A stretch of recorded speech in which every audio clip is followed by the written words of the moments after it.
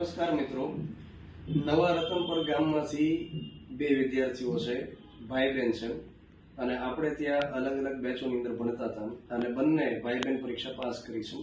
Total 5 ભાઈ બહેન છે અને એમના ફાધર છે ખેતી કરે છે ત્યાં આગળ. 5 ભાઈ બહેનમાંથી સૌથી મોટા બેન જે રહેલા છે રાધાબેન છે અને રાધાબેને કોન્સ્ટેબલની પરીક્ષા પાસ કરી 2022 વાળી અને એમનાથી નાના ભાઈ રહેલા છે દિનેશભાઈ, એ અગ્નિવીરમાં સિલેક્ટ થયેલા છે.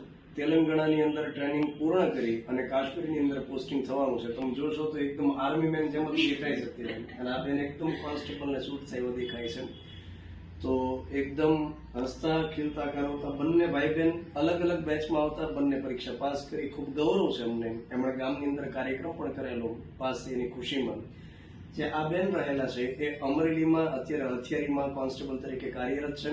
એ બેન થોડી એમની માહિતી આપશે અત્યારે એની શું કામગીરી આવે છે એના વિશે. બસ રાધાબેન, પહેલા તો કેવું ગૌરવ તમને થાય છે કહી દો અમને.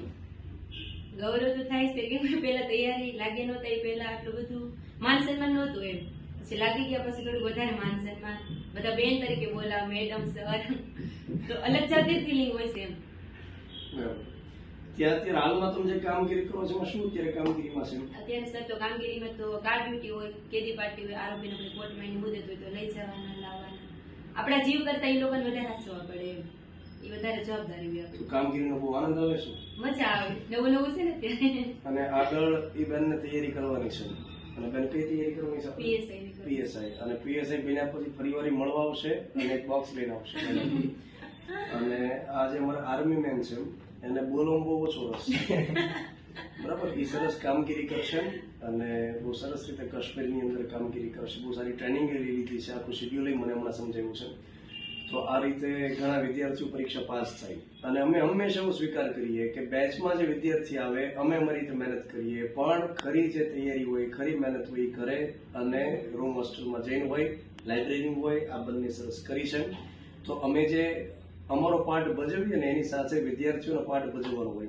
કોઈ વિદ્યાર્થી પાસ થાય એટલે અમે ક્યારેય એવું નથી કહેતા કે 100% અમારી મહેનત હતી. મહેનત સૌથી વધારે વિદ્યાર્થીની જ હોય છે. એ સ્વીકાર સાથે અમે વાત કરીએ છીએ.